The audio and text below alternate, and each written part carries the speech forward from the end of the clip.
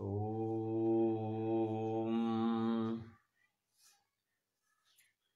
श्री हरि शरणं वेदान्तार्थप्रकाशेन जगदान्ध्य निवारकान्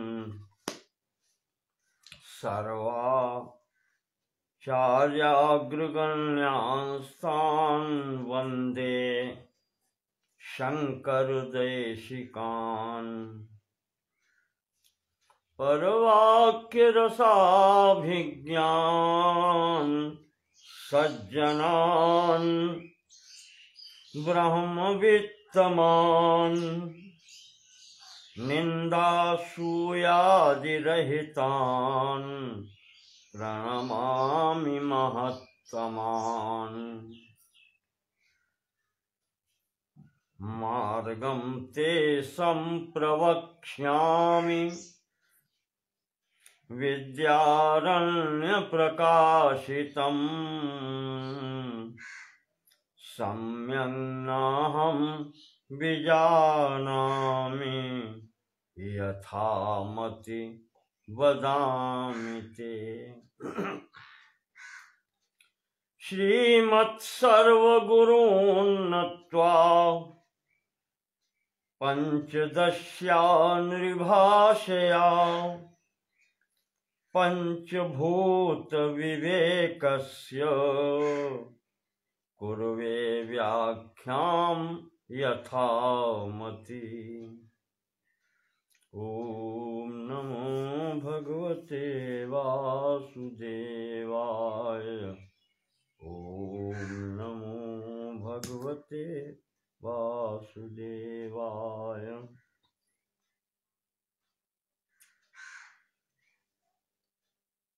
श्रीमद् विद्यारण्य स्वामी जी द्वारा विरचित पंचदशी ग्रंथ का द्वितीय प्रकरण चल रहा है।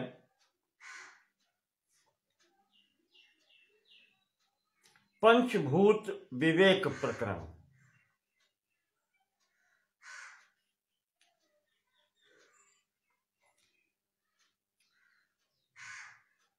आकाश वायु जल तेज, आकाश वायु अग्नि जल और पृथ्वी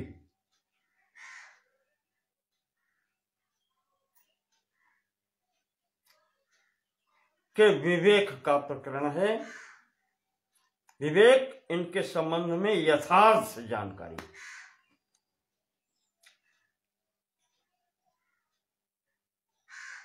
अद्वैत, इस अद्वैत सिद्धांत के अनुसार क्या स्थिति है।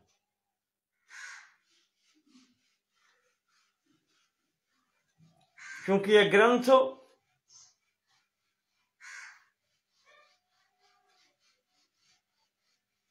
वेदांत के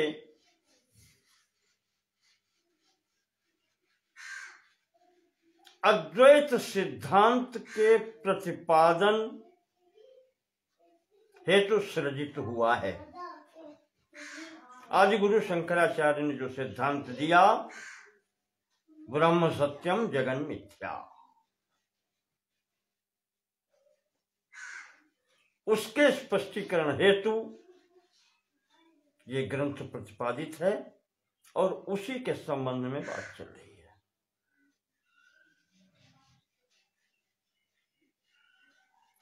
इसी कारण हर स्थान पर यथार्थ शब्द आता है। यथार्थता और अयथार्थता।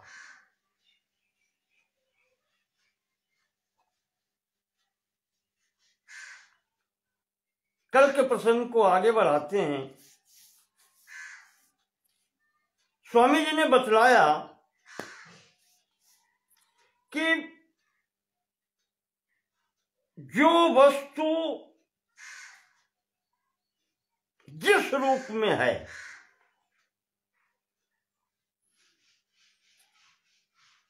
उसका यथार्थ रूप प्रमाणों से ज्ञात होता है।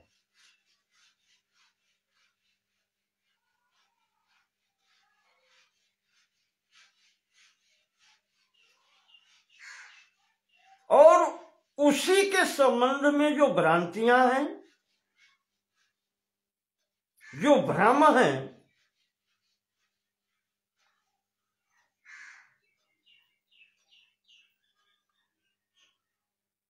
उनके द्वारा वह अयथार्थ रूप सामने आता है, जो वास्तव में नहीं है।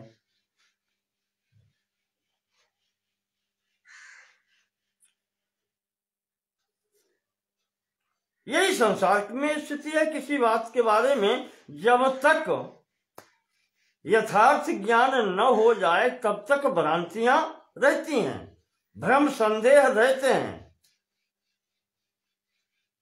तो यथार्थ ज्ञान प्राप्त करने के लिए प्रामाणिक बात होनी चाहिए, वो प्रमाणों से सिद्ध होती है।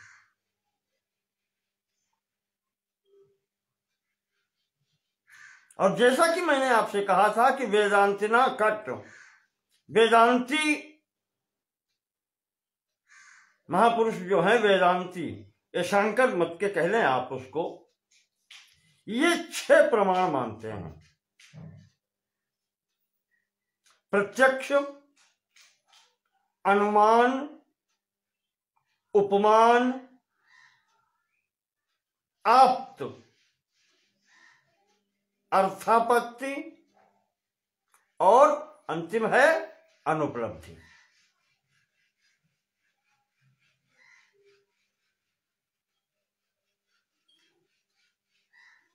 इनके आधार पर ये संपूर्ण सिद्धांत चलता है।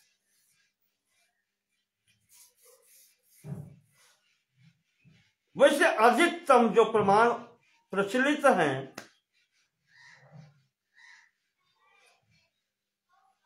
वह 8 हैं। पौराणिका अष्ट, इसमें 2 और जोड़ लेते हैं।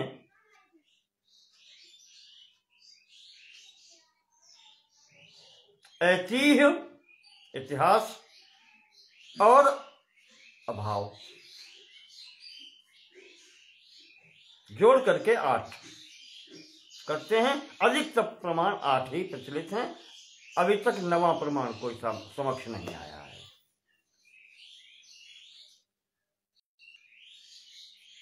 तो अब इन प्रमाणों पर अपनी बात को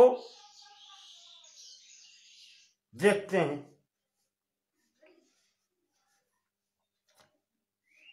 क्योंकि भ्रम का निवारण जो है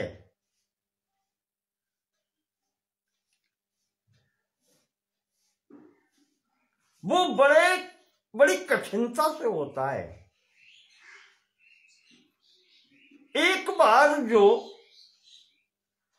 बुद्धि में बैठ जाए उसको निकालना बहुत मुश्किल होता है, बहुत कठिन होता है।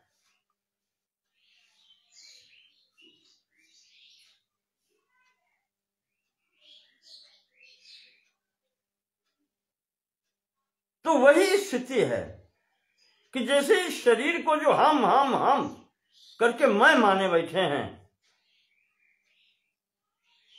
अहम ममेच धिया, उसको छोड़ना बहुत कठिन होता है। और इसका जब यथार्थ ज्ञान हो जाता है और प्रमाणों से उसकी पुष्टि हो जाती है,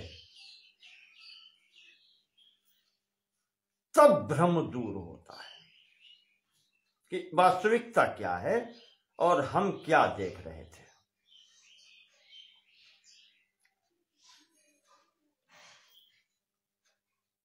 इसी संबंध में स्वामी जी कहते हैं, विद्यारण्य जी, एवं श्रुति विचारात् प्राक् यथा यद वस्तु भासते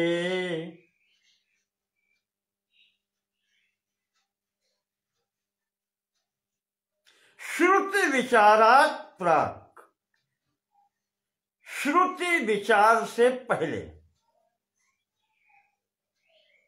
वेद में जो विचार रखे गए हैं, ऋषियों महर्षियों के शोध कह लें उसको,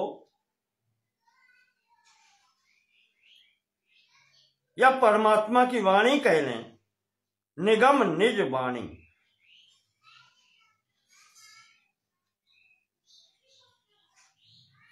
उनसे पहले या उन पर विचार करने से पहले एवं श्रुति विचारात प्राक, उससे पहले यथा यद वस्तु भासते, जो वस्तु जैसी लगती थी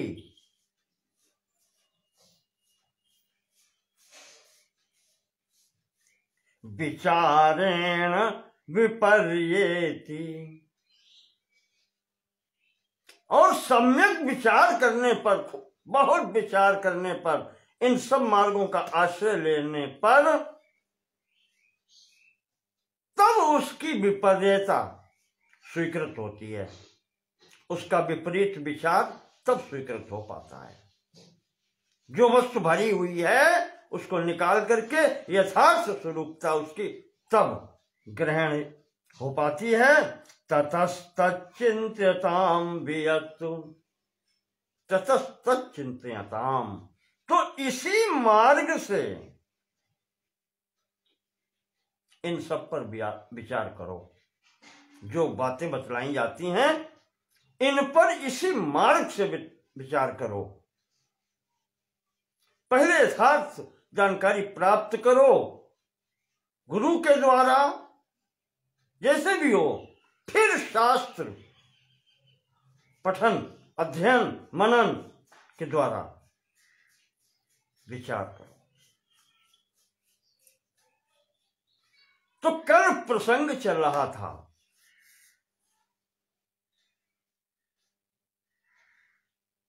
कि तदात्मनः आकाशः संभूतः,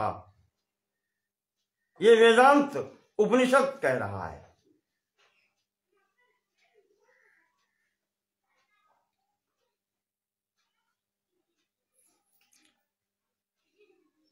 उस सत्ता के द्वारा आत्मनः आकाशः संभूतः,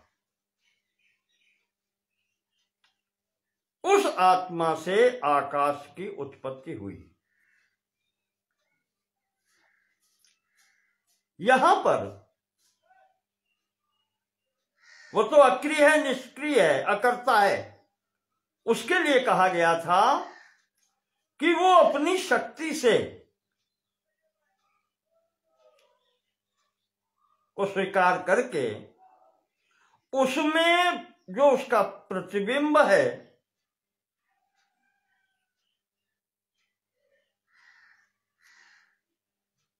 अविशुद्ध सत्वाभ्याम, जो मलिन सत्व भावापन्न है, शुद्ध सत्व भावापन्न जो है उसमें प्रतिबिंबित वो ब्रह्मैव ईश्वरताम व्रजेत, वो शुद्ध सत्व भावापन्न में जो प्रतिबिंब होता है, प्रकृति में, माया में कह लें, वो उसे ही माया कहते हैं, और वो माया ईश्वर के बस में होती है। वो ब्रह्म ही ईश्वरताम व्रजेत, वो प्रतिबिंब चैतन्योपहित प्रतिबिंब, उपहित यानी सहित, वो प्रतिबिंब जो है वो ईश्वर है। और उसके बाद में आता है तदाज्ञया,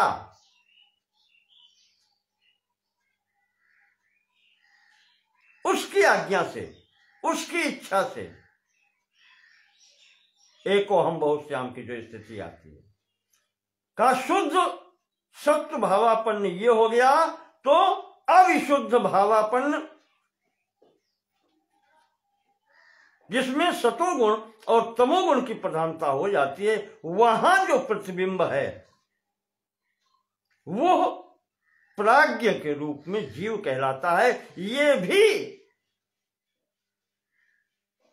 जो है प्राज्ञ, वो उसी का प्रतिबिंब है। चिदानंदमय ब्रह्म से प्रतिबिंब।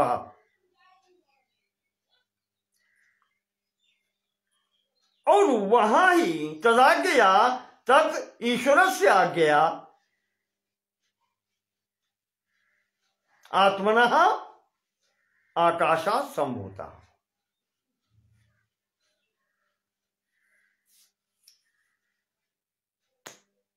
उससे आकाश उत्पन्न हुआ, यहां तक ये कहा गया।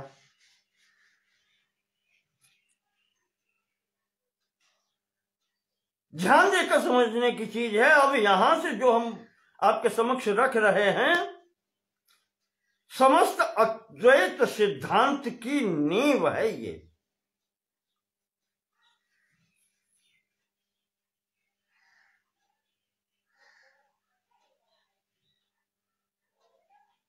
जो तर्क उठाए गए हैं संभावित, गुरु की यही पहचान होती है।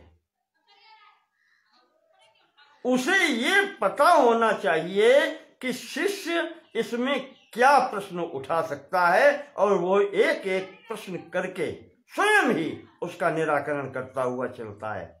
यही विशेषता होती है गुरु की, या देशिक जिसको कहते हैं मार्ग बताने वाला, कांटों को, झाड़ जंखाड़ को कैसे इधर उधर करता है, मार्ग प्रशस्त करता है।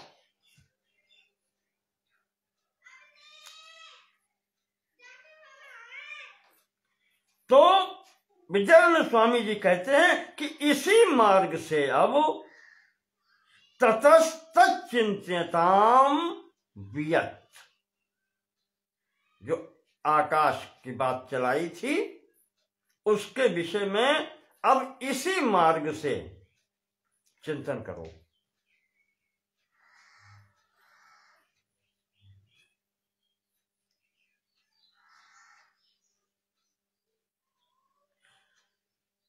बढ़े आगे। अब इसके विषय में कल कुछ चीजें आकाश और इसके विषय में बतलाई थी। अब उसी प्रसंग को और आगे बढ़ाते हैं। भिन्ने वियत सती शब्द भेदाद बुद्धेश्च भेदतः वायवादिष्वनुवृत्तम सन्नतु व्योमेति भेदुधी।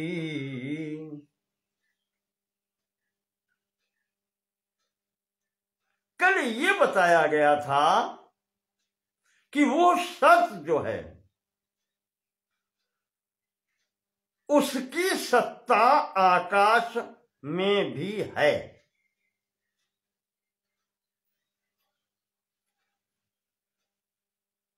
क्योंकि वो जो प्रतिबिंब है अविशुद्ध सत्वाभ्याम, वो अविशुद्ध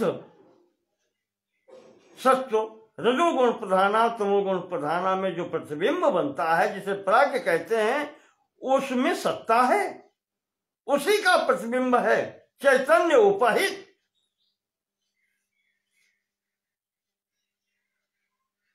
वो प्रतिबिंब है, सचैतन्य कह दें उसको।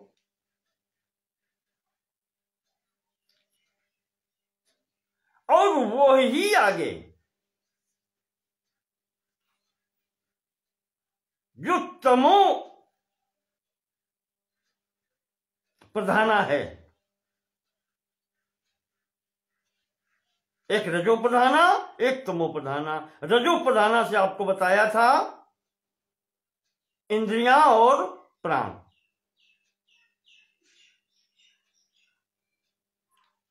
और तमो प्रधाना से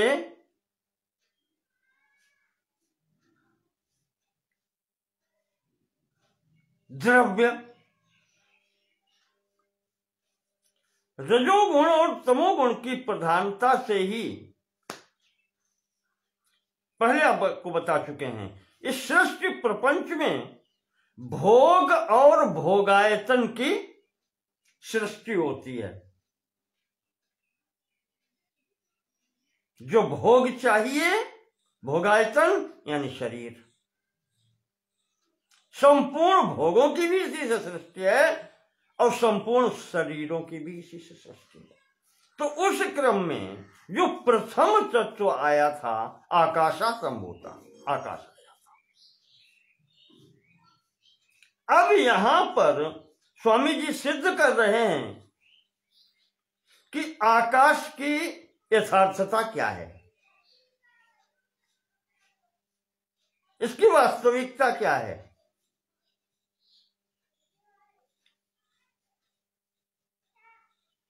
भिन्ने वियत सती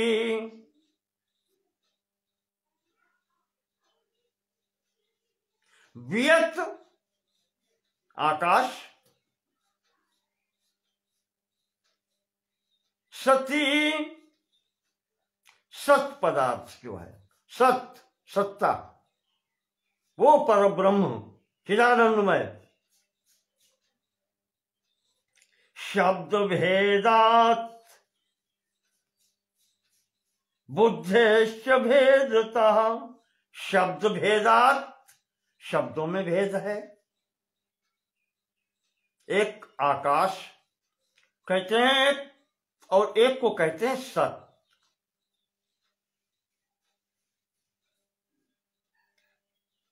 च बुद्धे भेदता, इससे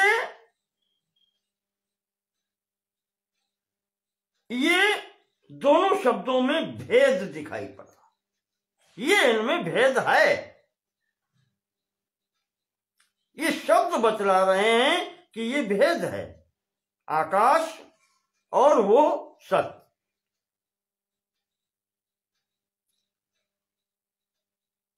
ये दोनों शब्द एक दूसरे के पर्यायवाची भी नहीं है, इसलिए भेद है। तो जब भेद है तो इनका ज्ञान कराने वाली बुद्धि भी इनको अलग अलग देख रही है, वो विचार भी अलग अलग हैं कि सत्ता के विषय में क्या विचार है और इस आकाश के विषय में भी क्या विचार है।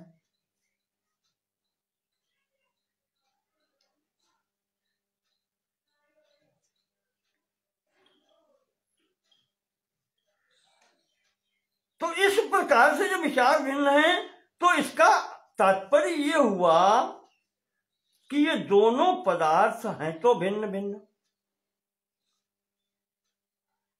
सत पदार्थ जो है वो परब्रह्म, वो अलग है और आकाश अलग है उससे। ध्यान देकर सुनिएगा, भ्रम यहीं पर होता है, प्रथम पद पर ही।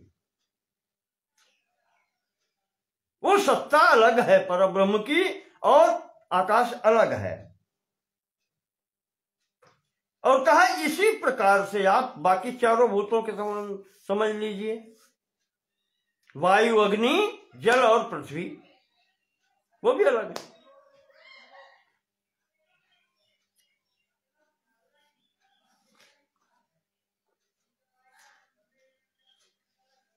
कहा कि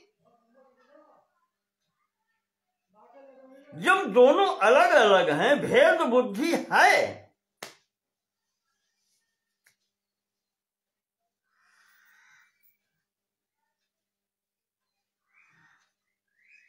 और प्रथम प्रकरण में प्रारंभ में ही ये कह चुके हैं कि वही तदात्मनः आकाशा संभूता, उससे ही आकाश उत्पन्न हुआ है। तो कहते हैं कि कारण ही कार्य रूप में परिवर्तित होता है, तो सब एक ही हैं। और ऐसे अगर विचार करते हैं तो ये स्थिति है। अच्छा, अब फिर कहते हैं आकाशा संभूता, यानी आकाश है, हमने आपसे कहा था जो है शब्द है ये बहुत बड़ा है। अस्ति, अस्ति शब्द या है शब्द जो है ये सत्ता को सिद्ध करता है कि सत्ता इसमें भी है, वो पर ब्रह्म इसमें भी है।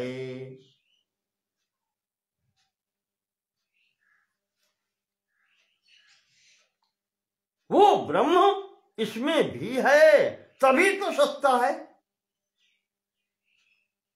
तभी तो आकाश है।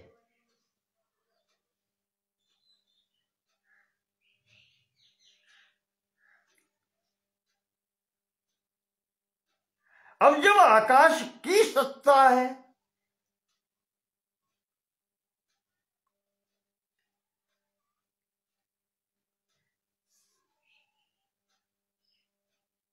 तो ये जो हम वाक्य बोलते हैं कि आकाश की सत्ता है, तो यह ध्वनित कर रहा है कि आकाश में सत्ता है। आकाश में सत्ता है। और यह फिर और बढ़ के विचार करें तो ये कह रहा है वाक्य कि आकाश कोई अलग वस्तु है और सत्ता इसका गुण है। यही धर्म और धर्मी भाव होता है। गुण और गुणी, ये सिर्फ यहां पर ये वाक्य ध्वनित कर रहा है कि आकाश गुणी है और वो सत्ता गुण है उसका। आकाश धर्मी है यानी उस धर्मवान है और ये सत्ता धर्म है उसका।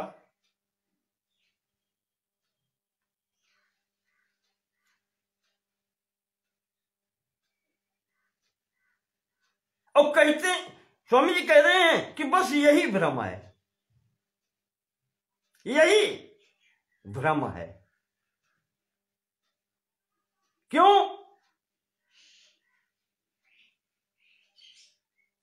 परम ब्रह्म से ये आया है, उसकी प्रेरणा से कहें या जो प्राज्ञ है वहां से, तमो प्रधाना से उसका प्रतिबिंबित होकर के और यह तदात्मना आकाशा संभूतः उससे ये आया है। तो होना ये चाहिए कि सत्ता में आकाश है।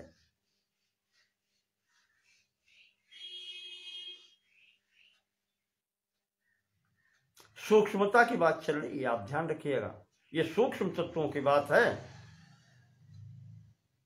स्थूल की बात नहीं अभी। तो सद्वस्त्वाधिक वृत्तित्वाद धर्मी व्योमनस्तु धर्मता धिया सतः पृथक कारे ब्रूहि व्योम किमात्मकम। कहते हैं स्वामी जी कि विचार करो,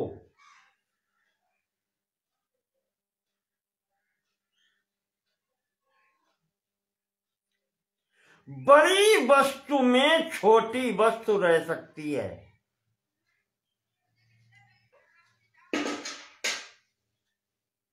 छोटी वस्तु में बड़ी वस्तु नहीं रह सकती।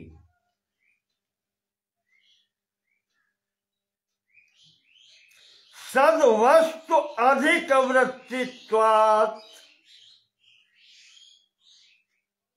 जो सत्ता है परम ब्रह्म वो अधिक है।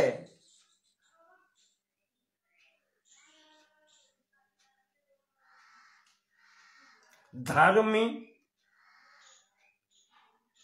इस कारण से वो धर्मी कहा जाएगा क्योंकि बड़ी वस्तु में ही छोटी वस्तु रहती है।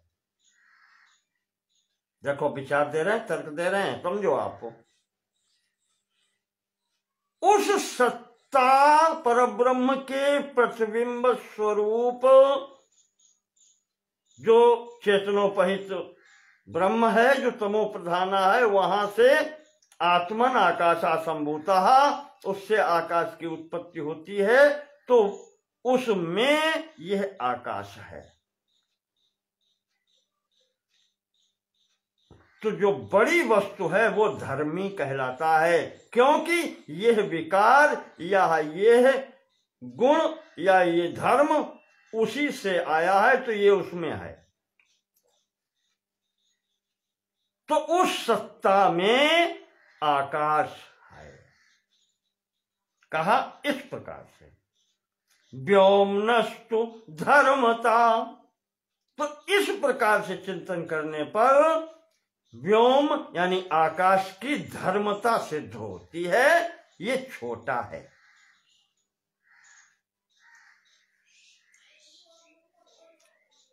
चिदानंदमय सत्य जिसको सत्ता कहते हैं, वो तो कहा उसको कहां जहां प्रभु नाई सर्वत्र व्याप्त है।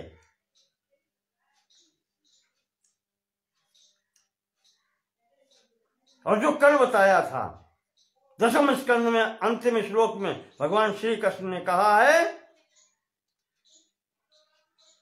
कि एकांशेन स्थितो जगत, मेरे एक अंश में इस जगत प्रपंच की स्थिति है। या पुरुष सूक्त प्रथम मंत्र कह रहा है, सात्यतिष्ठत् दशांगुलम। इसके अंदर होकर के भी वो 10 अंगुल बाहर है।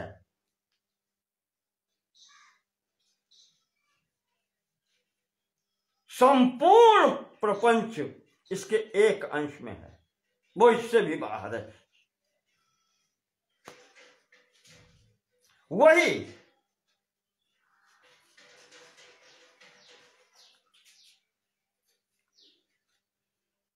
तो अब इस प्रकार से वो सत्ता जो है वो सबकी आश्रयभूता है।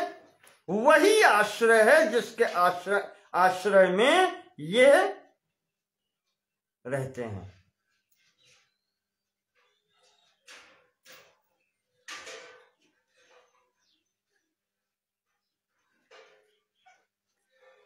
धिया सतः पृथक कार्य। और इससे अगर सत्ता को पृथक कर दिया जाए, सत्ता को मान लीजिए थोड़ी देर के लिए निकाल दिया जाए, अलग कर दिया जाए, सतः पृथक कार्य, सत्ता को पृथक कर दिया जाए, तो क्या बचेगा?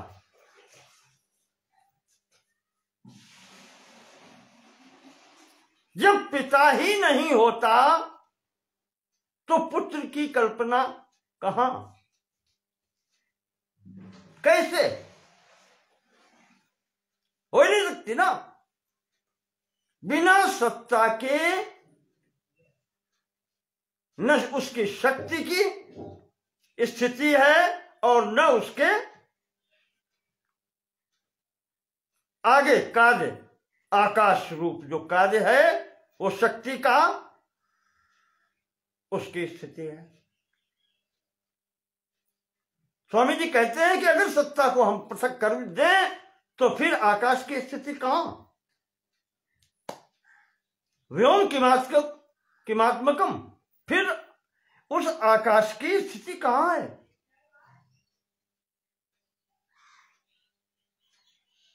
पिता ही नहीं होगा तो पुत्र कहां?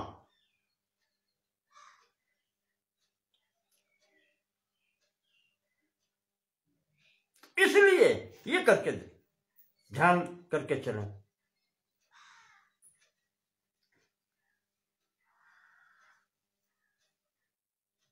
अव्यक्त रूपा परमेश शक्ति ही जो बतलाई थी वो माया, और वो भी फिर एकांशेन स्थिता।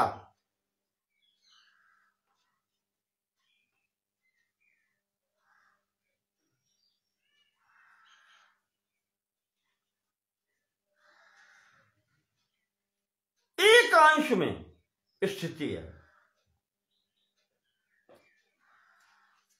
शक्ति की भी यहां पर,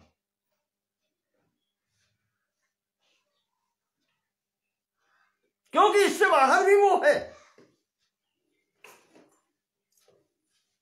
और उसी एकांश में जो स्थिति है उससे ही आकाशा संभूता, तो ये उसके भी अंदर हो गया और छोटा हो गया।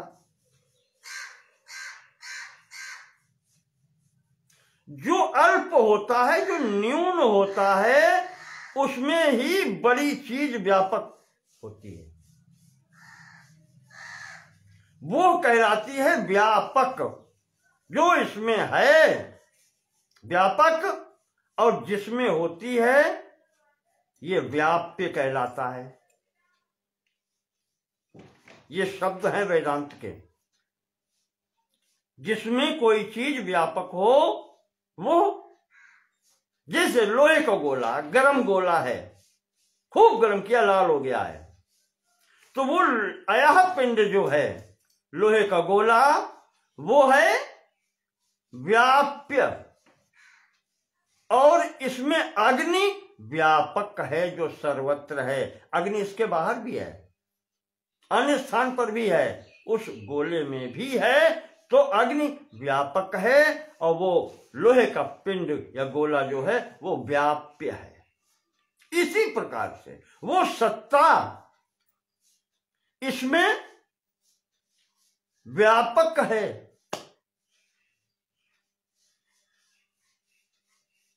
व्यापक बड़ा होता है, व्याप्य छोटा होता है।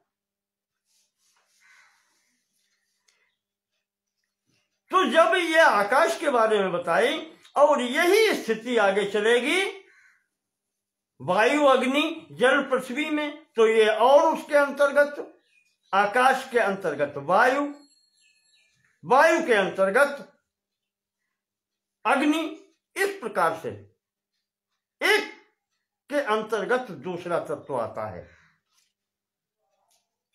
अवकाशात्मकम तच्चेत असत्तदिति चिंत्यताम। दूसरी चीज बता रहे हैं जो मैंने कल भी कहा था कि आकाश का तात्पर्य ये जो हम देख रहे हैं ये खाली स्थान नहीं है।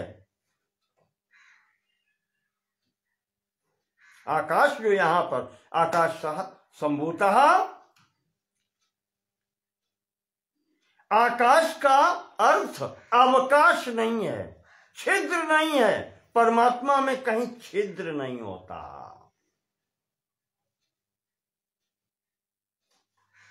यह आकाश का गुण है विशेष। जब ये आया तब इसमें कारण के भी गुण आते हैं कार्य में, और कार्य का कोई विशेष गुण भी हो सकता है। अवकाशात्मकम तच्चेत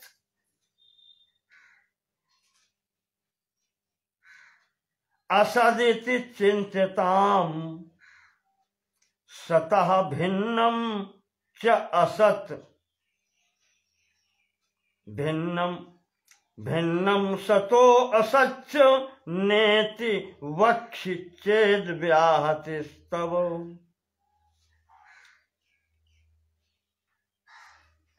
तद अवकाशात्मकम चेत, कहते हैं कि अगर वो आकाश अवकाश यानी खाली स्थान जैसा होता तो फिर इसकी वो स्थिति कहां रही। तत्वता जिसको कहते हैं, आकाश तत्व है। खाली स्थान कोई तत्व होता है? ये तो नहीं होता। और उस चिदानंद में से चैतन्योपहित ब्रह्म से ये सब आया है,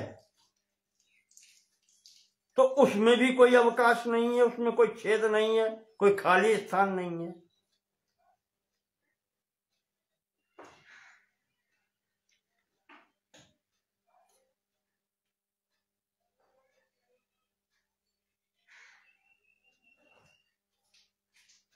अगर आकाश है का मतलब वही सत्ता, सच, सत्ता सहित है, तो अगर उसको हम खाली स्थान माने तो वो तो असत्य हो जाएगा, फिर उसका भाव ही नहीं रहेगा, खाली स्थान में कुछ है ही नहीं। और ये कल शून्यवाद वालों का खंडन करके बताया है कि शून्यम आसीत भी कहते हैं तो शून्य है, यानी शून्य भी कुछ है।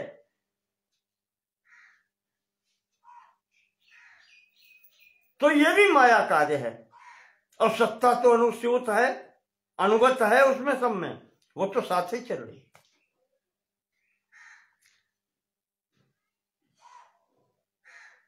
तो जब अच्छा सत्य का, सत्य एक ऐसा शब्द है, सत्ता, उसका अगर विपरीत अर्थ लेंगे तो असत होता है, असत के सिवाय दूसरा होता ही नहीं। तो कहते हैं कि फिर उसको असत मानना पड़ेगा, आकाश को असत मानना पड़ेगा। अवकाश अगर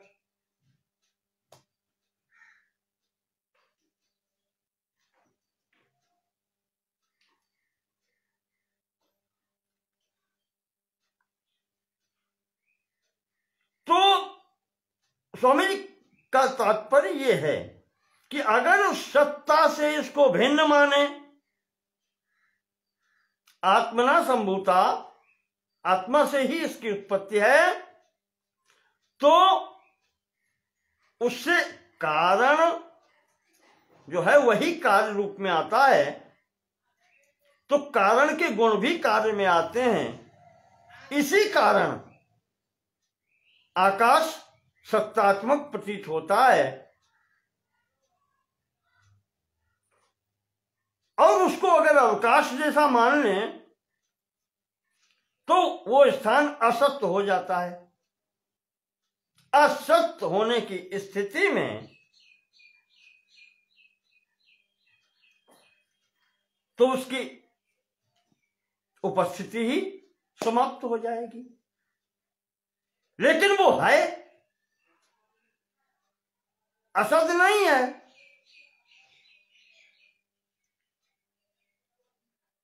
सत्य से जो विलक्षण जिसको कहते हैं, जो विपरीत अर्थक असत्य नहीं है।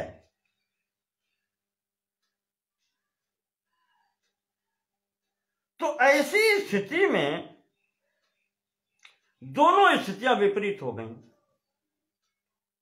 आकाश है और असत्य है। कैसे कहेंगे भाई? सत्ता है भी और नहीं भी, विपरीत अर्थक। ये व्याघात दोष, ये अपनी बात से ही जो अपनी बात कर रही है। भाति चेद भातुनाम भूषणम मायिकस्य तत्व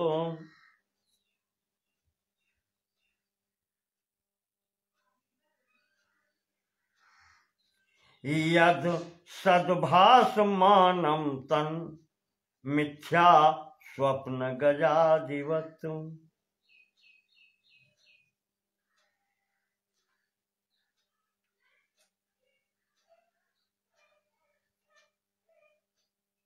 तो स्वामी जी कहते हैं कि भाति इति चेत भातुनाम भूषणम मायिकस्य तत्व।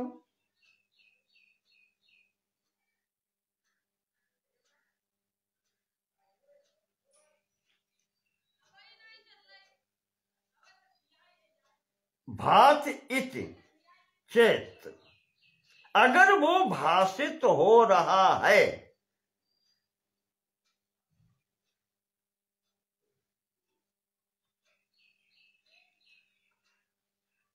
तो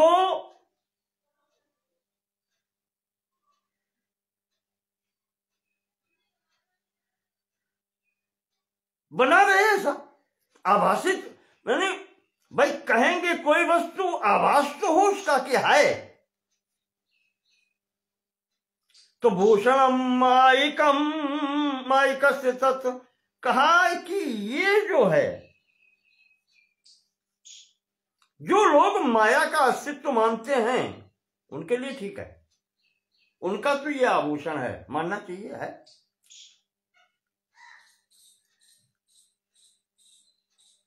पर कुछ दिखाई नहीं देता। कल भी बताया था कि आकाश ही एक तत्व ऐसा है जिसका आभास नहीं होता है,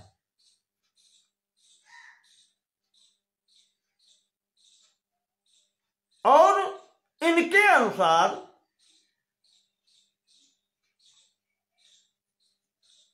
भास होता है। कहा तो बना रहे,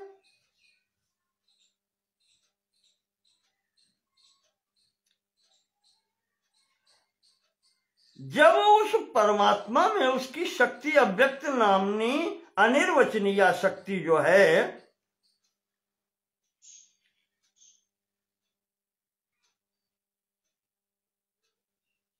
वो जब कार्य रूप में आती है तभी उसका भास होता है, अन्यथा अव्यक्त नामनी, अव्यक्त शक्तिमान की शक्ति अलग से दिखाई नहीं पड़ती।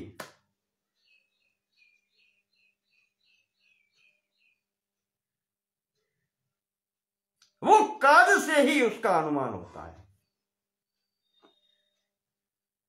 तो यहां पर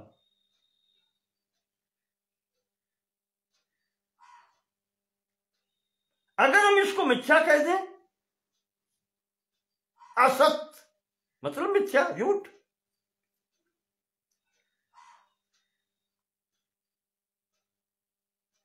और मिथ्या भी कह दें और कह दें कि भाषित भी हो रही है, ये आकाश भाषित भी हो रहा है और मिथ्या भी है। कैसे? उदाहरण साथ में लेते हैं। यद सद्भासमानम तन, यत असद भासमानम तत्, अगर असद वस्तु भी भाषित हो रही है तो वो मिथ्या है।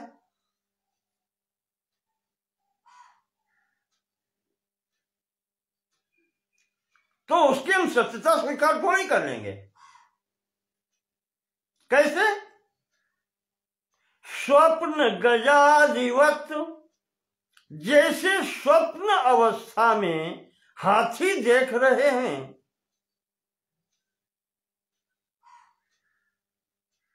देख रहे हैं, देखा है,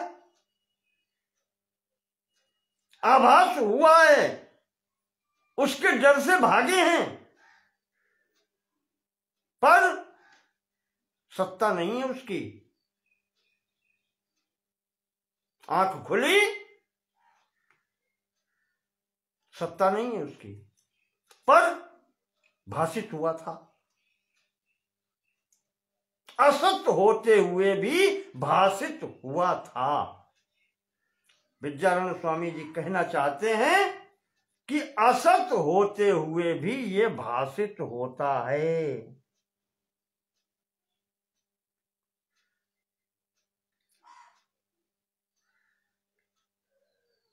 तो कोई वस्तु इस प्रकार से भी हो सकती है। और देते हैं उदाहरण।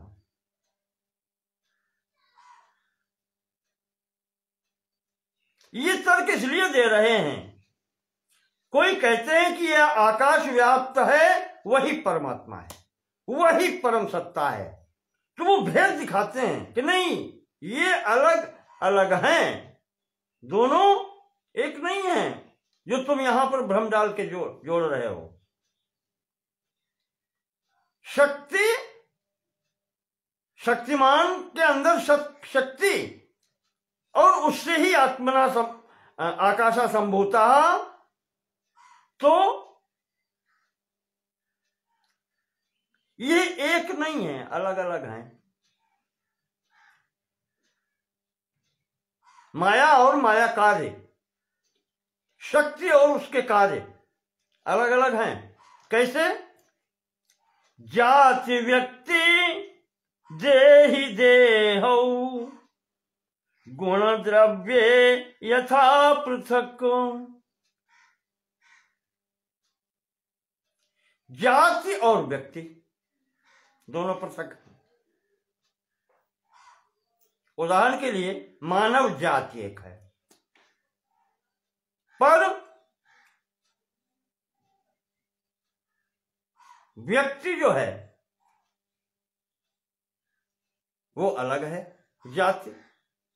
जाति संपूर्णता में है और उसमें एक व्यक्ति है, तो दोनों अलग अलग हैं। जाति मानव अलग है और ये मनुष्य, ये व्यक्ति अलग है, दो हैं।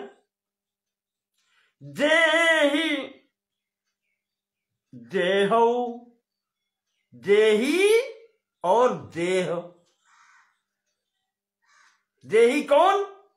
जो इस देह को चला रहा है, और ये देह। तो देही और देह दोनों अलग अलग हैं।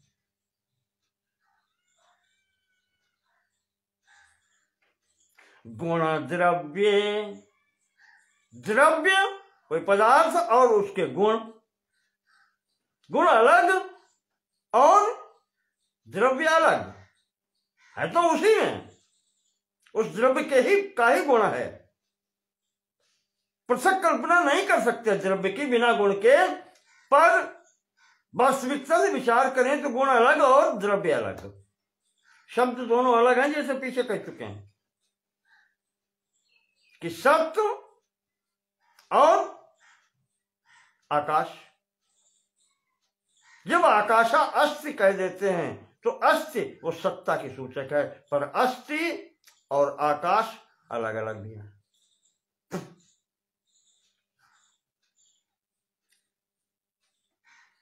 तो वियत्सतोस्तथैवास्तु, इसी प्रकार से सत्ता और ये आकाश तथैवास्तु उसी प्रकार से हैं। पार्थक्यम कोत्र विस्मयः, इसी तरीके से ये दोनों भी पृथक पृथक हैं। और वैसे इस आकाश में वो सत्ता है, या सत्ता में आकाश की स्थिति है।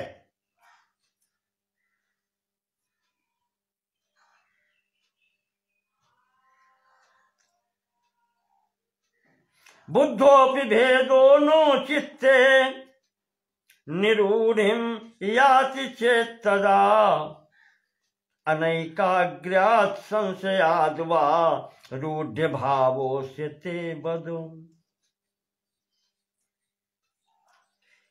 स्वामी जी कहते हैं कि ये साधारण सी बात तुम्हें समझ में क्यों नहीं आती? तुम्हें ये बात समझ में क्यों नहीं आती?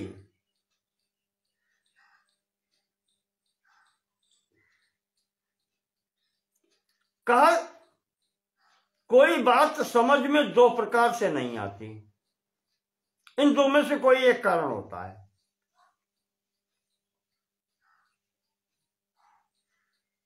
या तो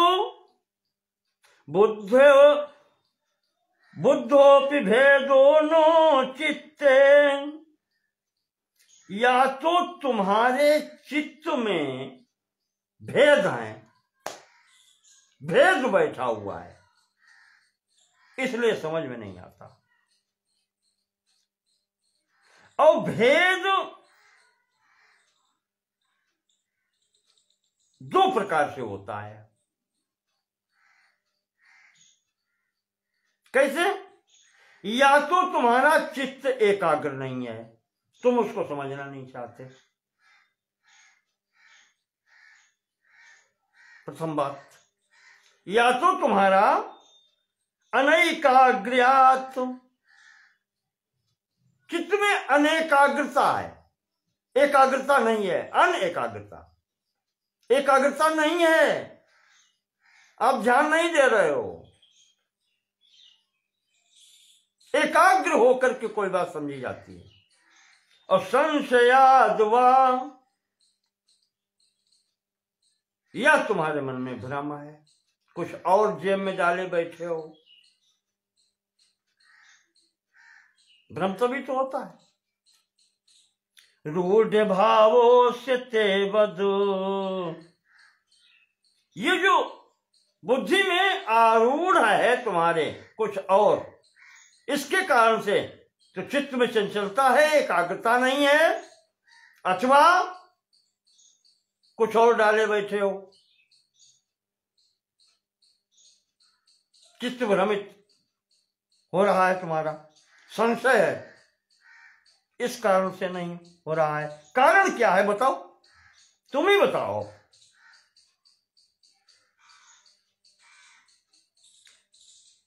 तो समझना है किसी विषय को, तो स्वामी जी कहते हैं कि अप्रमत्तो भव ध्यानाद, ध्यानात अप्रमत्तो भव, आद्य अप्रमत्तो भव ध्यानाद आद्य अन्यस्मिन् विवेचनम।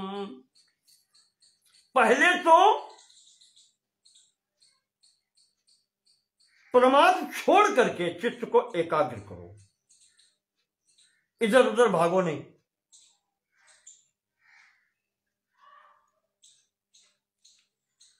और फिर उसके बाद में अन्यस्मिन् विवेचनम करो, फिर उसकी विवेचना करो, उस पर विचार करो। पहले तो चित्त एकाग्र करो और फिर उसकी विवेचना करो, उस पर विचार करो। कैसे करो? प्रमाण युक्तिभ्याम ततो, प्रमाण और युक्ति से।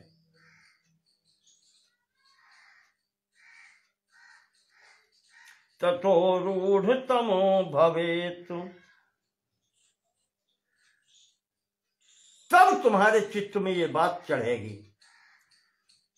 जो भ्रम है युक्तियों से उसका खंडन करो, प्रमाणों से उसका विसर्जन करो और पुनः निरंतर उस पर विचार करो। तब तुम्हें इस प्रकार से उस सत्ता और आकाश का भेद निश्चित होगा। ध्यानान्मानाद युक्तितोपि रूढ़े भेदे वियत्सतो, न कदाचिद वियत् सत्यम सद्वस्तु छिद्रवन्नचो। तो कहते हैं कि ध्यान से जब चित्त एकाग्र होगा और फिर जो वस्तु समझ में नहीं आ रही है उसमें युक्तियां लगाओ, उसमें प्रमाण देखो और उनके द्वारा उस सत्ता और आकाश में भेद तुम्हें फिर अलग से दिखाई पड़ने लगेगा। धर्म और धर्मी में भेद दिखाई पड़ने लगेगा। धर्मी वो सत्ता है और उसी के अंतर्गत ये धर्म आकाश आता है। ये छोटा है और वो बड़ा है।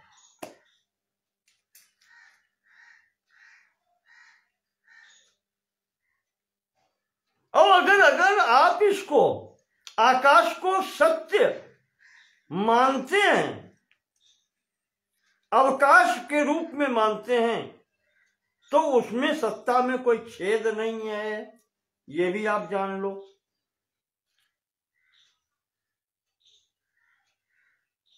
सद वस्तु अपि छिद्रवत न, सत्तात्मक जो ब्रह्म परमात्मा के उसमें छिद्रवत न, उसमें छिद्र नहीं है। और जब छिद्र नहीं है तो कहते हैं फिर यह आकाश न, सिद्ध ये करना चाहते हैं कि फिर ये मिथ्या ही है, कल्पना है।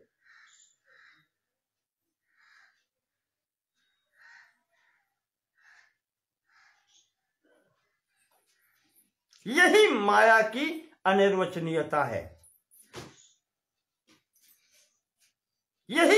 शक्ति है आवरणिका और विक्षेप शक्ति।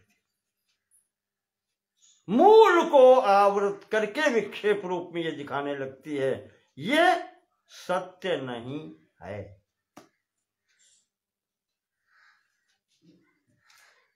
यस्य भाति सदा व्योम निस्तत्वोल्लेख पूर्वकम।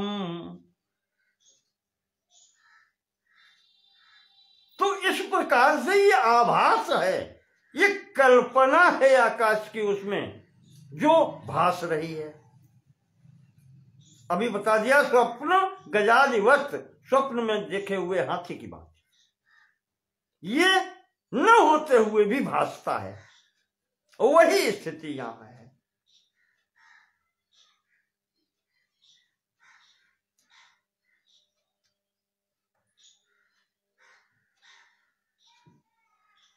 तो जब यथार्थ विचार करते हैं, ये युक्तियां लगा करके देखते हैं, तो जो ज्ञानी है ज्ञस्य भाति, उसे ये आभास हो जाता है कि जो आकाश की प्रतीति हो रही है व्योम निस्तत्वोल्लेख पूर्वकम, यह कोई तत्व नहीं है, निस्तत्व, जिसकी तत्व रूप में प्रतीति हो रही है, जो भाषित हो रहा है, वास्तविकता में वो तत्व ही नहीं। यही सिद्ध करना चाहते हैं। आभास है, ब्रह्म सत्यम जगन मिथ्या, जगत का मिथ्यात्व सिद्ध करना चाहते हैं, तो यहां से प्रारंभ कर रहे हैं।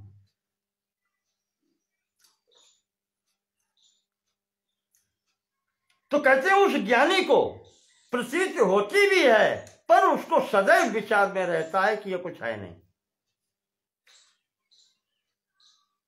सद्वस्त्वपि विभात्यस्य निश्चिद्रत्व पुरः सरम।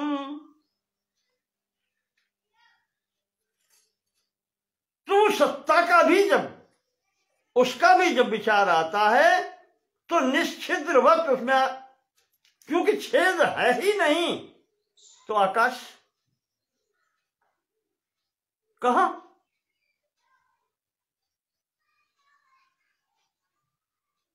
मिथ्या सिद्ध हो गया आकाश।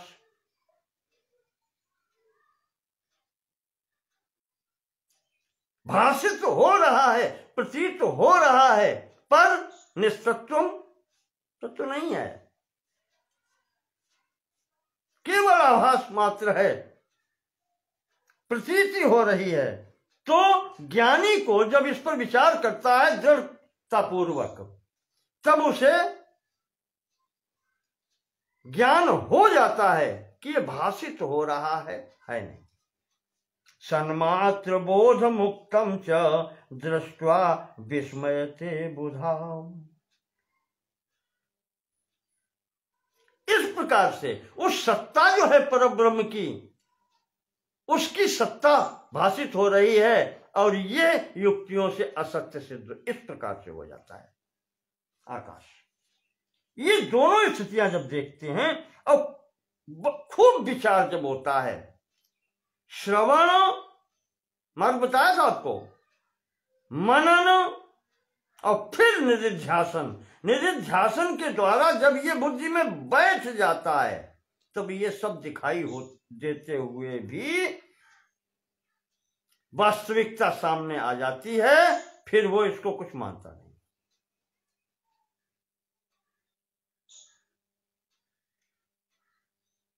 ये उस स्थिति में प्राप्त होता है। तब वो संसार को देख करके हंसता है, देखो कैसे पागल है। ये होता है।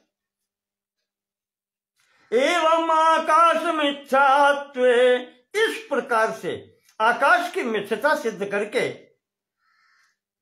सत्य सत्यत्वे च वासिते,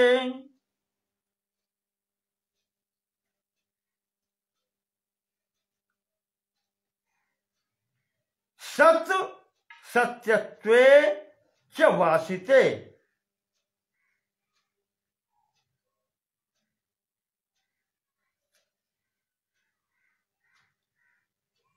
इस प्रकार से उसमें सत्ता की उपस्थिति यानी सत्य और इसका असत्यत्व, इसकी वास्तविकता आपके समक्ष हो जाती है। कहते हैं बस इसी प्रकार से इसके आगे के तत्वों में भी जान लीजिए। अब उसी से इस आकाश के अंतर्गत ही वायु आती है, और जब आकाश की ही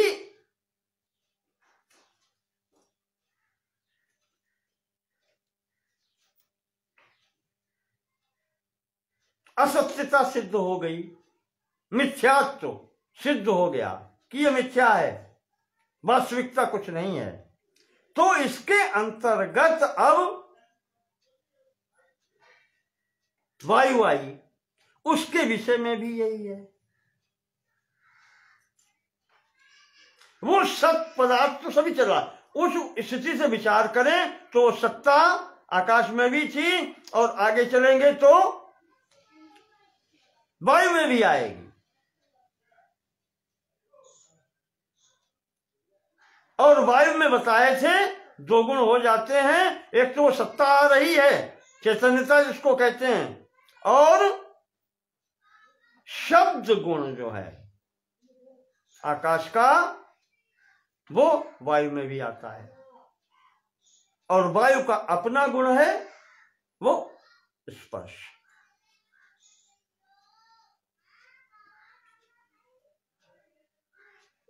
तो मूल की जब असत्यता सिद्ध कर दी तो उसके अंतर्गत रहने वाले उसी प्रकार वायु की असत्यता। अब ये कैसे कह रहे हैं कि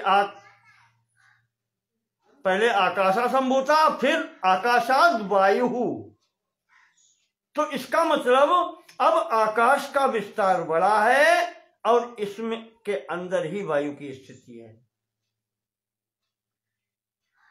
स्वामी जी ने आगे दिया है विवरण, कुछ संक्षेप कर दें आपको कि पौराणिक अपने पौराणिक साहित्य में भी जहां पर ये अंडकोश का इसका समस्त विस्तार बताया गया है,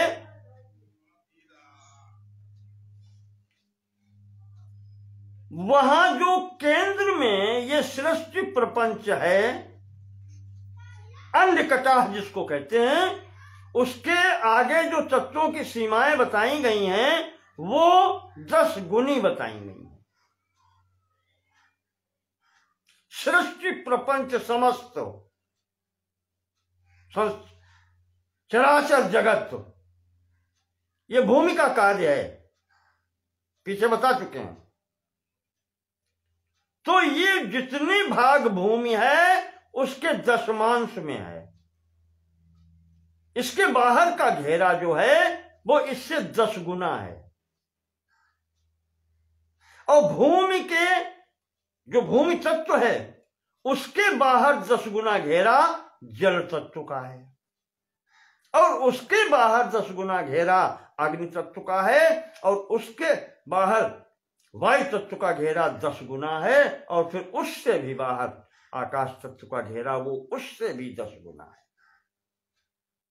तो एकांशेन का वहां से लगाएं तो ये दशमांश से स्थित, तो आकाश का 10वां अंश इसके अंतर्गत वायु है, और वायु के अंतर्गत इसका 10वां अंश अग्नि है, और अग्नि के अंतर्गत इसका 10वां अंश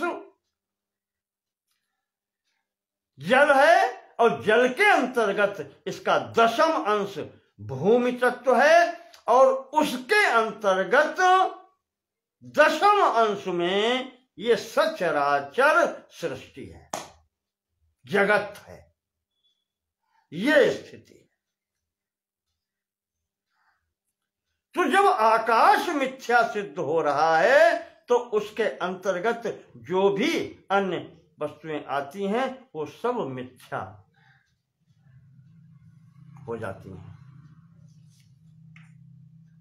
ये महाराज ने श्लोक संख्या 77 से लेकर के और संपूर्ण तत्वों का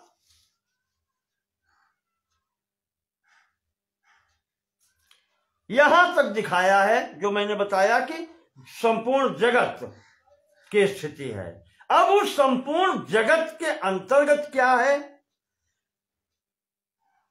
भूमेर दशांश तो न्यूनम, जो भूमि तत्व है उसके 10वें अंश में, 1/10 में, ब्रह्मांडम भूमि मध्यगम, उस भूमि के मध्य में 10वांश रूप में ये ब्रह्मांड है। इस ब्रह्मांड के अंदर ब्रह्मांड मध्य तिष्ठन्ति भुवनानि 14। इस ब्रह्मांड के अंतर्गत अब 14 भुवनों की कल्पना है। भुवनेषु वसंतेषु प्राणि देहा यथा यथम, और इन 14 भुवनों में जीव मात्र रहते हैं, अलग अलग उनकी देह है। जिस प्रकार से जो बतलाई गई हैं वो संपूर्ण इसमें है। तो ब्रह्मांड लोक देहेषु, अब इस ब्रह्मांड लोक में जितने भी देह हैं, सद्वस्तुनि पृथक कृते, उस सत्ता को अगर पृथक कर दें, जैसे प्रथम पहले करके दिखाया बताया था कि आकाश से उसको अलग कर लें, तो आकाश की स्थिति कहां? कुछ नहीं। उसके कारण ही ये सत्ता में भाषित हो रहे हैं। तो कहते हैं इसको अलग कर लें तो इस संपूर्ण ब्रह्मांड की भी मिथ्यात्व सिद्ध हो जाता है। फिर इसकी भी स्थिति कहां?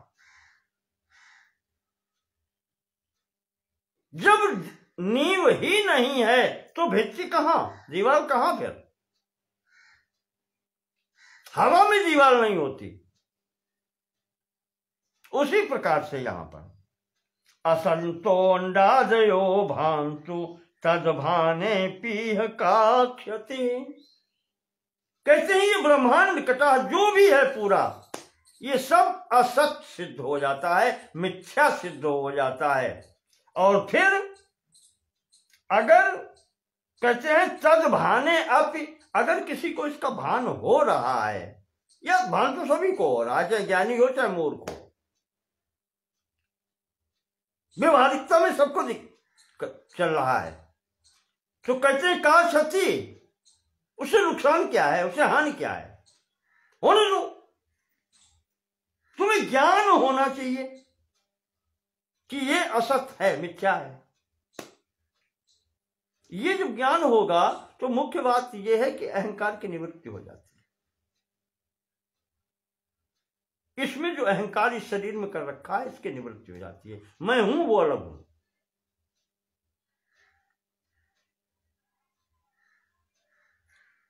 भूत भौतिक माया नाम सत्ये असत्वेत्यंत भासिते सद्वस्त्वद्वैतमित्येषा धीर विपर्येति न क्वचितुम।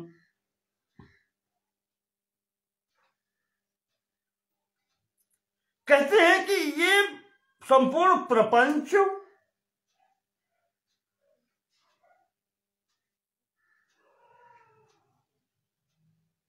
और इनके मूल में पंच तत्व, और उनके भी मूल में जब माया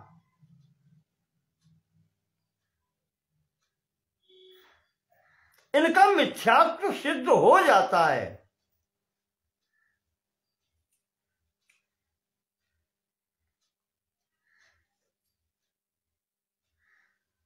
भ्रम में फिर भी डाल सकता है, तो उस कहते हैं उसी के लिए शास्त्र का अध्ययन करो, वेद का चिंतन करो, गुरु का उपदेश सुनो, और निरंतर इसका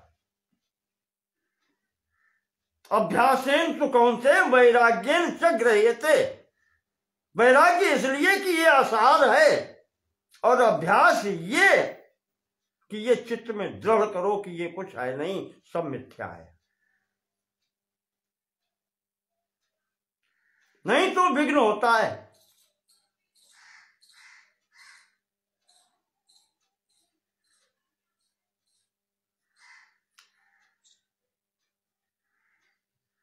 जब गाढ़ निद्रा में सो जाते हैं,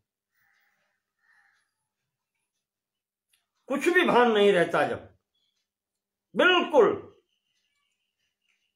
और फिर जब जागते हैं तो वह पिछले दिन का फिर सामने आ जाता है। जो वस्तुएं की थी, नहीं की थी, क्या करना है, किसी से झगड़ा हुआ था, वो अगले दिन फिर सामने आ जाता है। ये क्यों होता है? ये इतना चित्त में दृढ़ करके भरा गया है, यही वासना कहलाती है। यह ही वासना है। तो कहते हैं चिंतन फिर इतना करो, भृंगी कीट तो, कि वो ये वासना हट करके वो वासना अंतर्गत आ जाए कि मैं इन सब में से अलग हूं, ये सब मिथ्या है। यह वासना दृढ़ करके बैठ जाए अंतर्गत।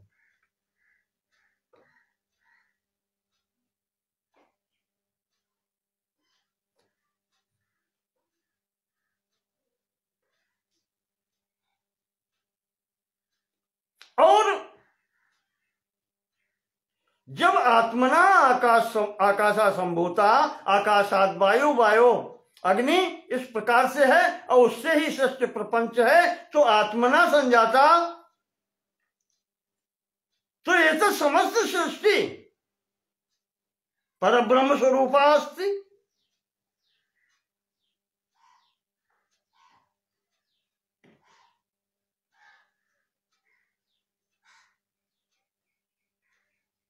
आत्मा वही जायते पुत्र, एक भौतिक नियम है।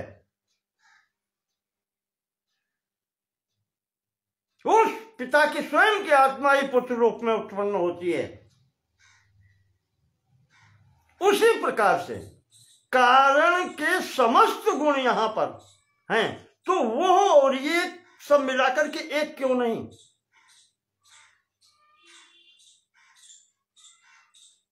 एक स्थिति यह है कि क्योंकि सबसे उत्पन्न एक से क्रम में ये सब उत्पन्न है, उससे ही उत्पन्न है, तो ये सब उसी का स्वरूप है। ऐसे एकता सिद्ध कर लो।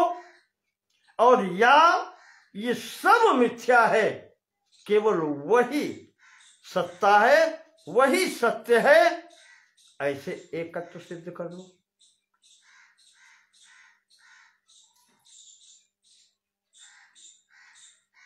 तो ये जब हो जाएगा, सद्वस्तु अद्वैतम इत्येषा, इस प्रकार से ये सद्वस्तु और सत्ता मात्र एक ही बचेगी। धीर विपर्यय न क्वचित, फिर इसमें विपर्यय की संभावना नहीं रहेगी, विपरीतता की संभावना नहीं रहेगी।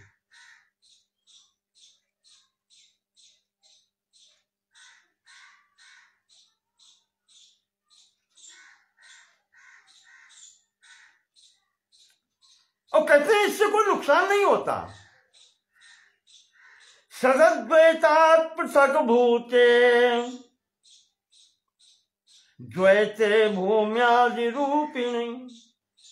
ये कहते हैं संपूर्ण प्रपंच ऐसे ही चलता रहता है, ये समाप्त थोड़ी होता है।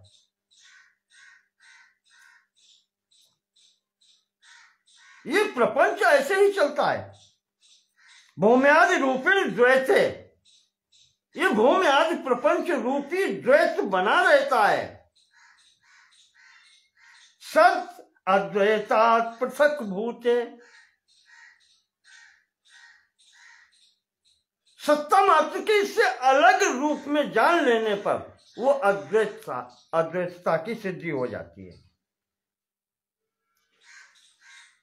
अद्वैत जो सत्ता है उससे इसकी पृथकता सिद्ध हो जाती है। ज्ञान हो जाता है कि ये अलग है और ये असार है, ये मिथ्या है। तो तदर्थ क्रिया लोके यथा दृष्टा तथैव सा। तो लोक में जो क्रिया चल रही है इसमें कोई परिवर्तन नहीं होता, वो वैसी की वैसी ही चलती रहती है। जैसी पहले जब ज्ञान नहीं था, अज्ञान था, तब चल रही है, वैसे बाद में भी चलती रहती है। यथा दृष्टा तथा एव, जैसी देखी जाती थी पहले वैसे आज भी चलती। सांख्य काणाद बौद्धाद्यैर जगद भेदो यथा यथा उत्प्रेक्ष्यते अनेक युक्त्या भवत्वेश तथा तथा। कहते हैं इसमें विकल्प देने वाले चाहे द्वैत बुद्धि लगावें, या इन्होंने मत गिना दिए, कितने मत चल रहे हैं, चाहे न्याय शास्त्री हो वो 16 तत्व गिनाते हैं, वैशेषिक वाले हों वो विशेष करके और गिनाते हैं। काणादय, कणाद का वैशेषिक, सांख्य द्वैत सिद्धांत है प्रकृति और पुरुष का, कपिल के मत मानने वाले। बौद्धाद्यैर, बौद्ध आदि वो अपने तर्क लगाते हैं, वो शून्यता सिद्ध करने की कोशिश करते हैं। तो उपप्रेक्ष्यते अनेक युक्तिया, ये सब अनेकों युक्तियां लगा करके ये भेद उपस्थित करते हैं।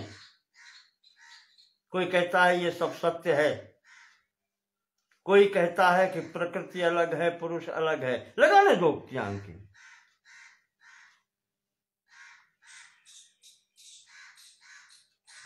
हम कब मान रहे हैं कि ये व्यवहारिकता नहीं है? संसार में रहना है तो व्यवहारिकता है। स्वामी जी कह रहे हैं, अद्वैत सिद्धांत कह रहा है कि हम व्यवहारिकता को कब कह रहे हैं कि न मानो। हाथी आ रहा है सामने से, पागल हुआ तो सब ब्रह्म है ये मान करके उसके आगे मत खड़े हो, हटो, उसमें व्यवहारिकता रखो, ये रखना पड़ेगा। तो क्या जरूरत है किसी के मत का खंडन किया जाए? विद्यानंद स्वामी जी कह रहे हैं, भवतु एष तथा तथा, जैसा भी लोग कह रहे हैं वैसा ही रहे, क्या हमें फर्क पड़ता है? अवज्ञातम सदद्वैतम निःशंकैरन्यवादिभिः।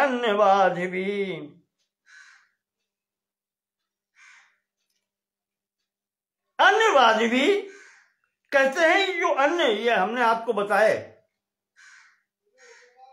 मत वाले, अगर ये अनेकों युक्तियों से अपनी बात सिद्ध करते हैं, द्वैतता सिद्ध करते हैं, दो या त्रैत या कुछ भी सिद्ध करते हैं, सहस्र लक्ष्य,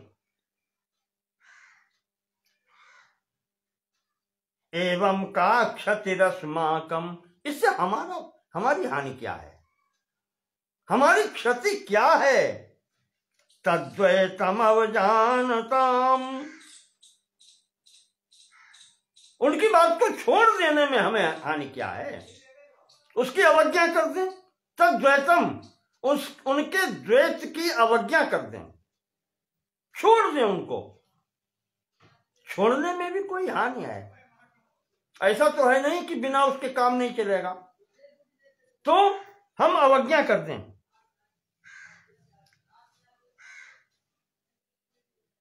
और कहते हैं कि द्वैतावज्ञा सुस्थिता चेदद्वैते, द्वैतावज्ञा सुस्थिता चेद, जब द्वैत की अवस्था की आप अवज्ञा कर देंगे, अवहेलना कर देंगे, तो अद्वैते धी स्थिरा भवेत, तो आपकी बुद्धि, आपका विचार दृढ़ हो जाएगा, स्थिर हो जाएगा अद्वैत में।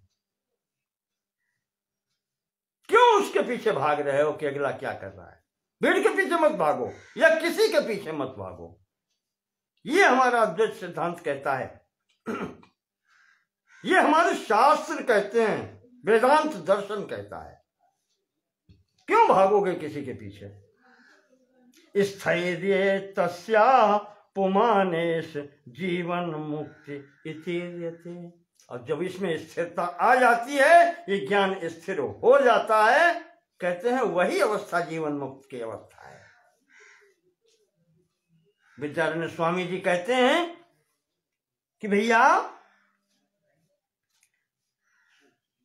भगवान श्री कृष्ण ने गीता जी के 2 अध्याय में अर्जुन को यही बताया है कि ऐसा ब्राह्मी स्थिति पार्थ, यही तो ब्राह्मी स्थिति है, अद्वैत में स्थित हो जाना।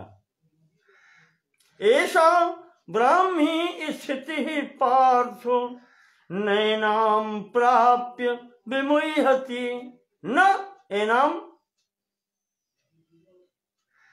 प्राप्य विमुह्यति।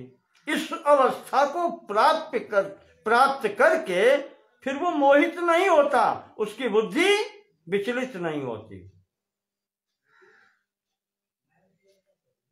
ये ब्राह्मी स्थिति प्राप्त हो जाती है जब वो एकत्व में स्थित हो जाता है। स्थित्वा श्यामंत कालेपि ब्रह्म निर्वाण मृच्छति। और अंतिम अवस्था तक अगर ये बुद्धि उसकी दृढ़ हो गई तो ब्रह्म की प्राप्ति उसको हो जाती है, मोक्ष की प्राप्ति उसको हो जाती है। स्थित्वा श्यामंत कालेपि, इसमें स्थिति उसकी हो जाने पर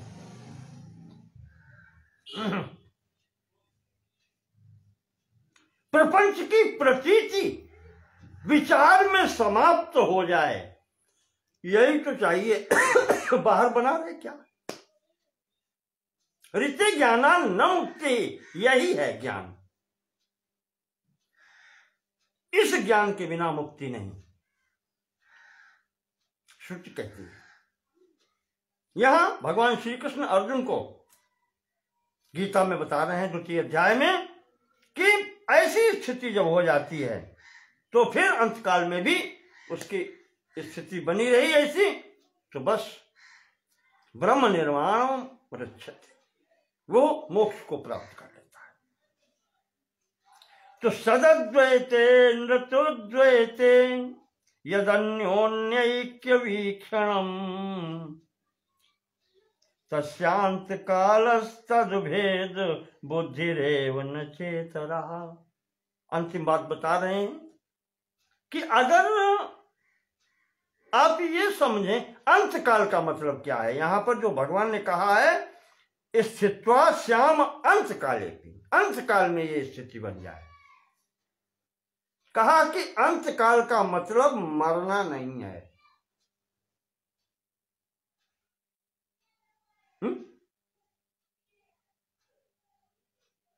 संपूर्ण बातों पर विचार करके अंत में हम इस निर्णय पर पहुंचे। मेरे वाक्य को ध्यान दीजिएगा। संपूर्ण पढ़ लिख कर संपूर्ण बातों पर विचार करके हम अंत में इस निर्णय पर पहुंचे। तो इस अंत का मतलब क्या है? इस अंत का मतलब क्या? मरकर पहुंचे या मरने के समय पहुंचे ना? निष्कर्ष हमने क्या निकाला?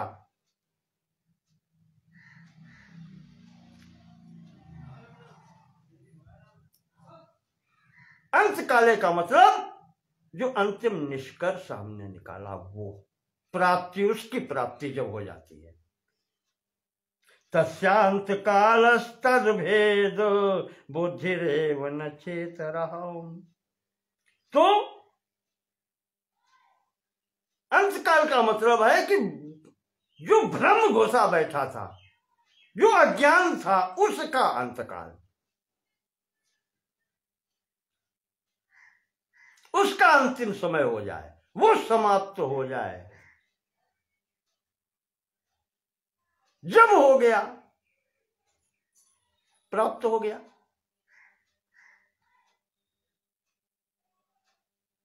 ब्रह्म निर्वाण मृच्छति, ब्रह्म की प्राप्ति हो गई, मोक्ष की प्राप्ति हो गई।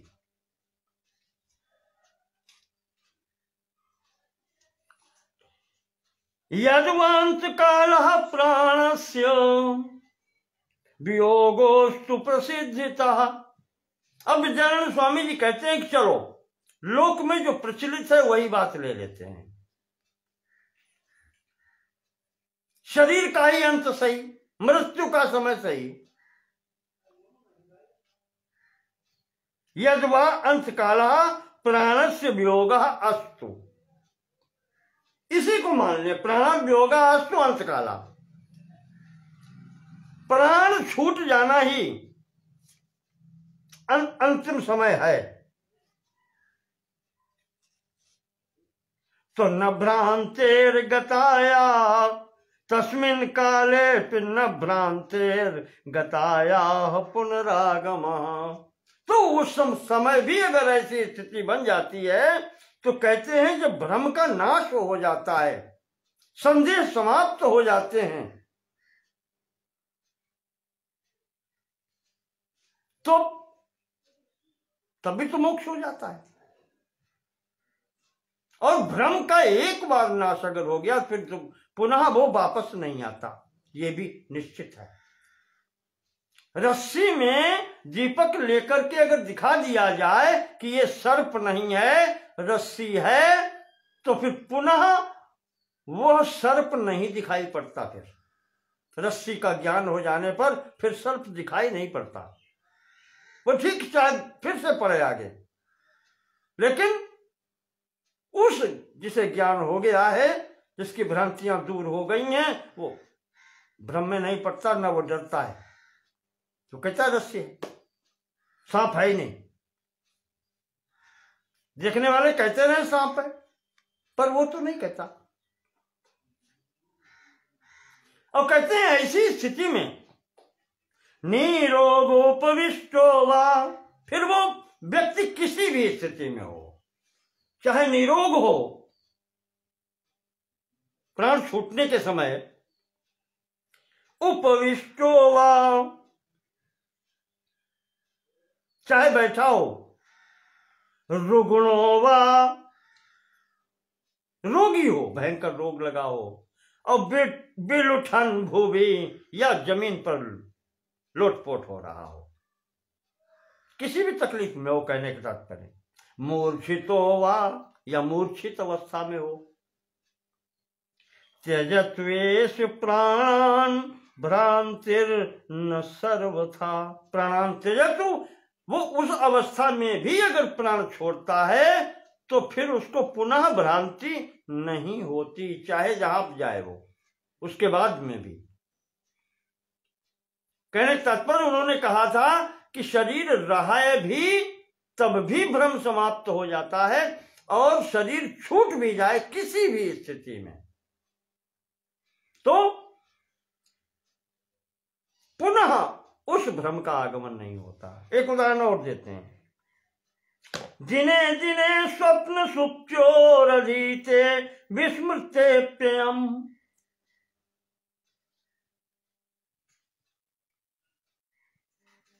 अधीते, जो व्यक्ति अध्ययन कर रहा है, विद्यार्थी मान लीजिए, परीक्षा की तैयारी कर रहा है, प्रतिदिन याद करता है अपना पाठ, उसका अध्ययन करता है और रात को पढ़ के सोता भी है, और ऐसी गंभीर निद्रा में सोता है कि जहां अपने का ही भान नहीं रहता, सुषुप्ति अवस्था में, गाढ़ निद्रा, जहां अपना ही भान नहीं रहता, मैंपन भी समाप्त, ऐसी स्थिति हो जाती है। लेकिन परे ज्युर्नानधीतः स्यात्, अगले दिन बिना पढ़े हुए भी वो पूर्व दिन की स्मृति, तद्वद विद्या न नश्यति, वो विद्या पुनः उसको प्राप्त ही रहती है, वो नष्ट नहीं होती।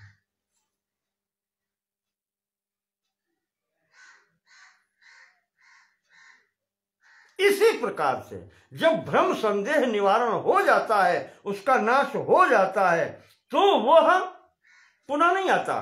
प्रमाणोत्पादिता विद्या, जो संपूर्ण युक्तियों से, प्रमाणों से विद्या प्राप्त की गई है, प्रमाणम प्रबलम बिना, वो तब तक नष्ट नहीं होती जब उसके काट में उससे प्रबल प्रमाण हो।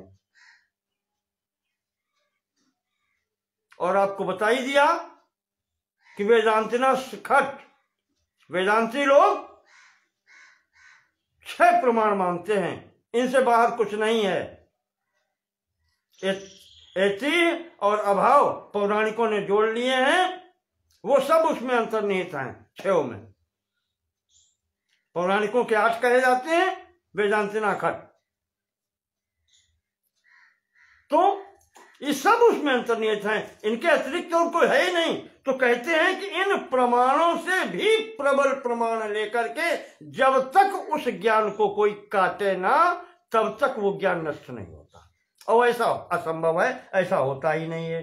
न नश्यति न वेदांतात प्रबलम मानम ईक्ष्यते।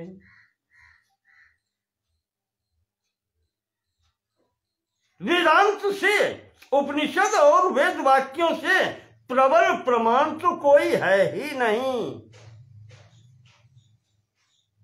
जो इनको नष्ट कर सके। तस्माद् वेदांत सत्सिद्धम सदद्वैतम न बाध्यते। और ये सब वेदांत से ही मैंने सिद्ध किया है। वैदिक सिद्धांत, श्रुति, स्मृति, उपनिषद, इन सब प्रमाणों के द्वारा मैंने इसकी जो सिद्धि की है, इसके बाद में तो कोई प्रमाण अब रह ही नहीं जाता। अद्वैतम न बाध्यते, अद्वैत का बाध होता ही नहीं कहीं है, और अद्वैत का बाध हो ही नहीं सकता। एक का निराकरण कैसे होगा? नहीं हो सकता, एक तो रहेगा। अंत काले प्यतो भूत विवेका निर्वृत्ति स्थिता। इस प्रकार से ये कहना जो है वो उचित है कि अंत काले, जो भगवान ने कहा है, स्थित्वा श्याम अंतकाले भी ब्रह्म निर्वाण मृच्छति।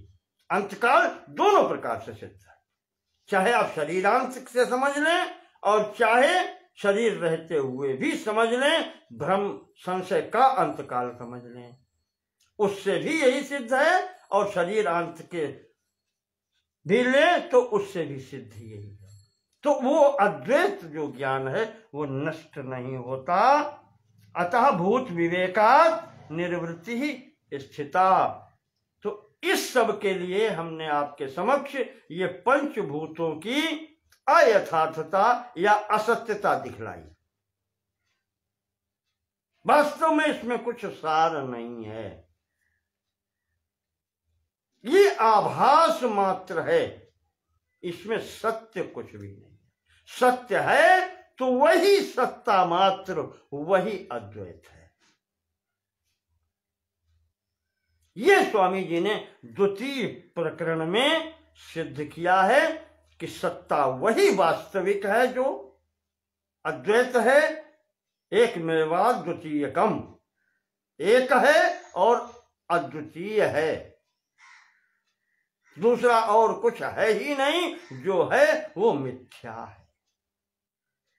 इस प्रकार से यहां पर द्वितीय प्रकरण पूर्ण होता है। हो सकता है आज का समय अधिक हो गया हो, क्षमा प्रार्थी होऊंगा, पर मैंने आपके सामने इसमें कुछ श्लोक छोड़े हैं, वो एक ही भाव के जैसे थे, जैसे आकाश को अलग भी दिखाया था और इसमें सत्ता भी दिखाई थी, उसकी असारता भी दिखाई थी।